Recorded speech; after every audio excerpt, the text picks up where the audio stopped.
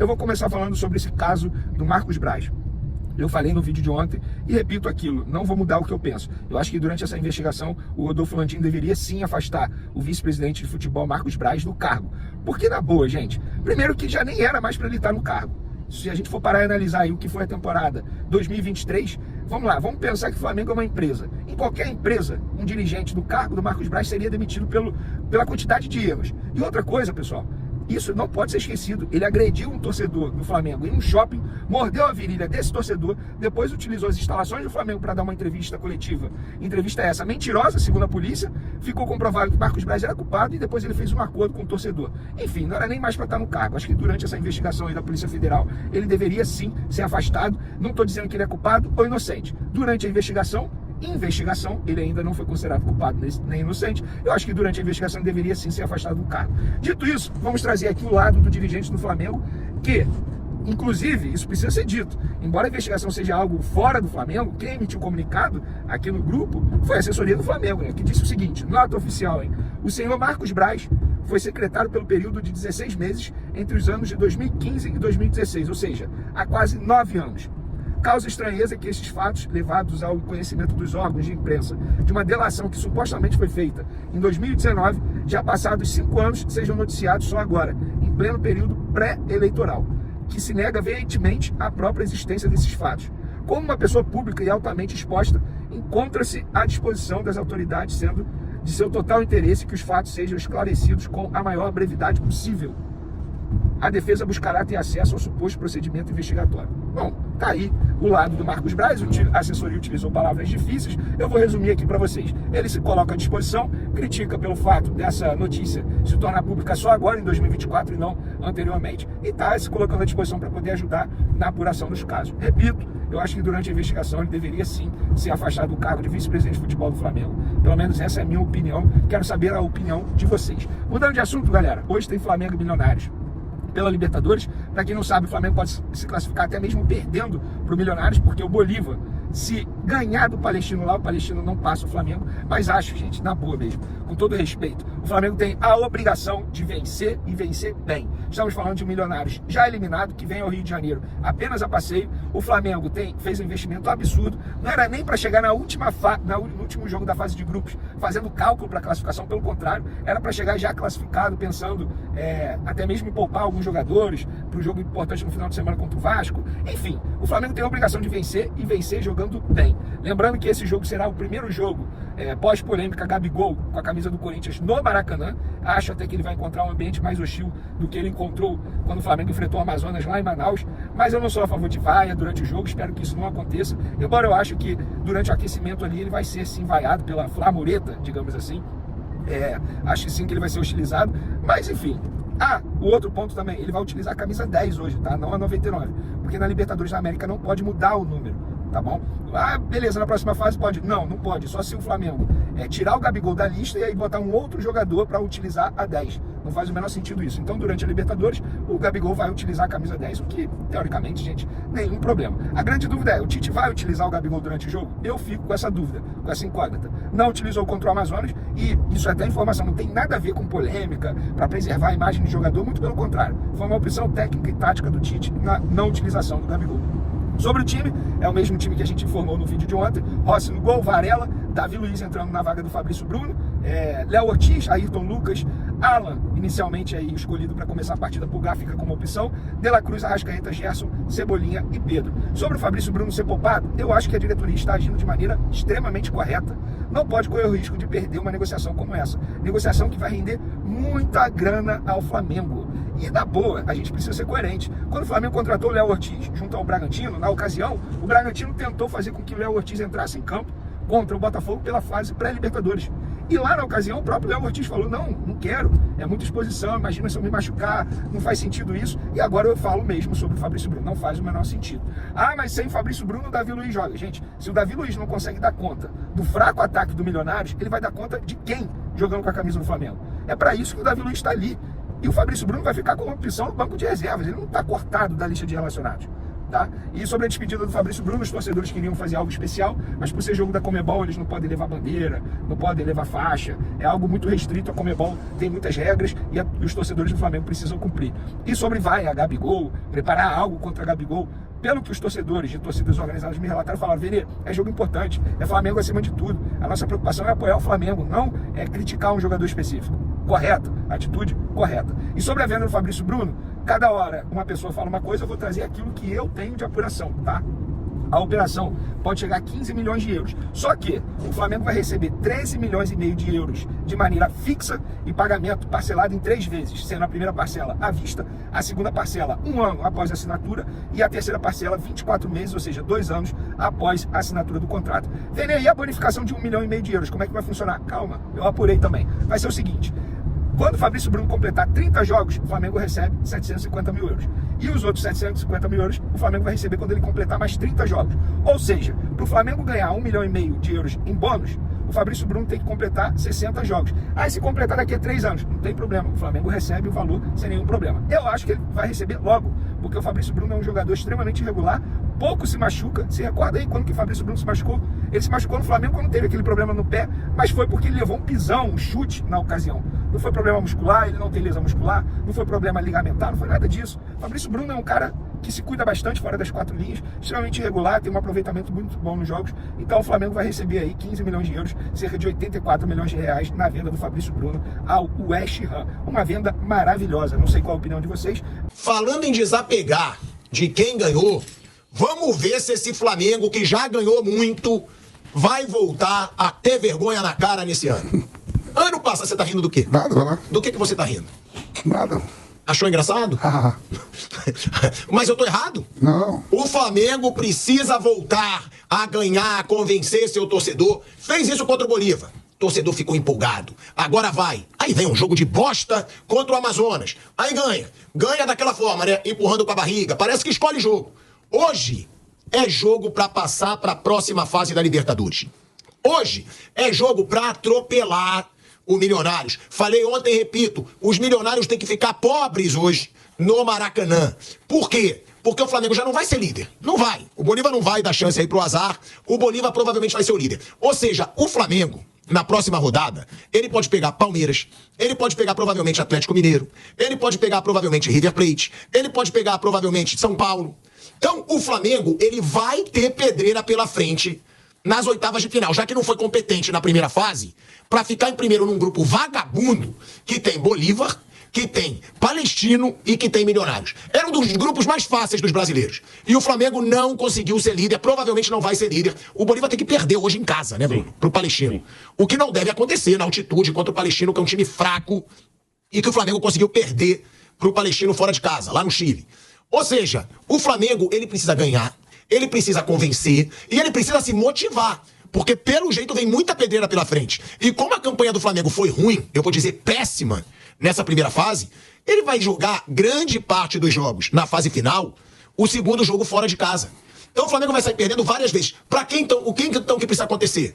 O Flamengo precisa ganhar força, precisa ganhar intensidade, precisa ganhar motivação. E isso vem com vitórias, empolgando o seu torcedor. Hoje é um jogo contra o já eliminado Milionários, no Maracanã. O Flamengo vai com o time completo. O Vamp vai me pedir cavalaria. Eu vou passar a cavalaria pro velho Vamp. Você não passou do Corinthians, né? Eu depois comparo pra você. Eu depois comparo pra você. E aí é uma situação que precisa se cobrar desse time do Flamengo. Vamos deixar clara a situação. O Flamengo é o segundo colocado, com 7 pontos. Joga por uma vitória simples para seguir na Libertadores. A classificação também pode acontecer com um empate, desde que o Palestino não ganhe do Bolívar em La Paz. Ou até mesmo com derrota, se o time chileno perder o seu jogo na altitude da Bolívia. Mas para ter a mínima chance de terminar como líder do grupo, só a vitória interessa, como eu disse aqui, junto com uma derrota do Bolívar para o Palestino. Velho Vamp, tem que ser cobrado esse Flamengo. Esse Flamengo hoje precisa jogar. É um Palestino que consegue ser lanterna num grupo, é um Milionários que consegue ser lanterna num grupo que tem o Palestino, que é fraco. E o Flamengo hoje, eu vou deixar claro aqui, eu só fico feliz com um atropelo. Eu só fico feliz hoje de 2-0 pra cima, 2-0, ainda vou falar, dependendo da atuação. Mas eu quero 3, eu quero 4, eu quero 5. Pro torcedor rubro-negro, bota na carinha dele que ele tá debochando.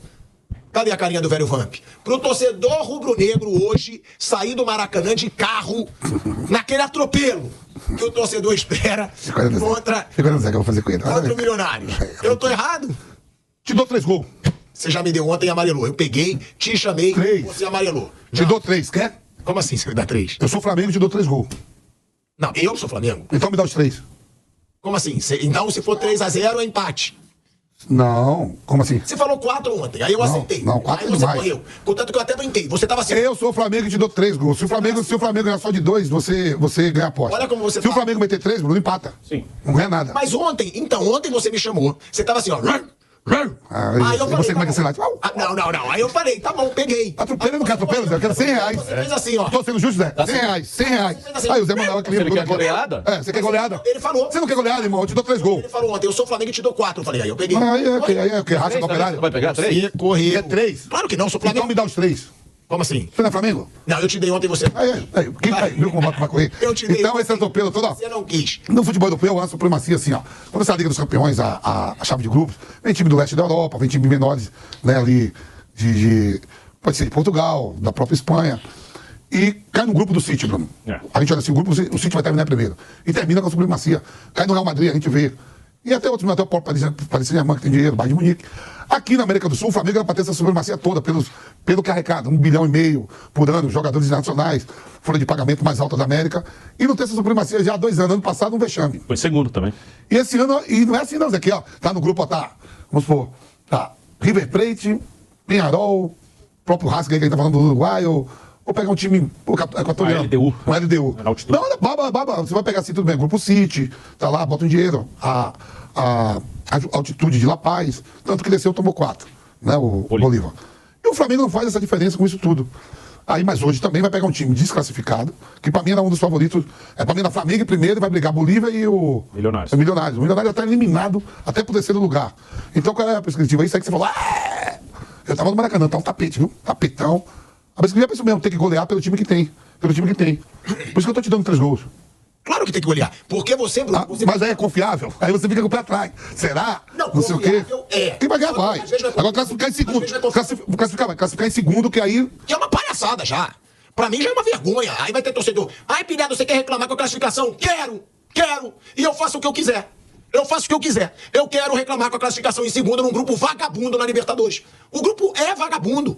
Era o grupo mais fácil dos brasileiros na Libertadores, tirando do Atlético Mineiro. Eu acho que também tava fácil. Agora, classificar em segundo pro Bolívar.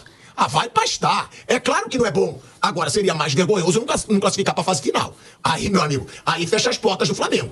Se você, com um faturamento de 1 bilhão e 500 milhões, uma folha salarial de 45 milhões, você não classifica no grupo pra ficar atrás do Palestino do Milionários, além do Bolívar, aí fecha as portas. Bruninho, você sempre fala, não dá pra dizer que o Flamengo é um Manchester City. Manchester City é uma diferença brutal contra os outros. Agora, me desculpa, eu acho que a diferença do Flamengo pro Milionários dá pra se equiparar com a diferença do Manchester City pro Fulham, por exemplo.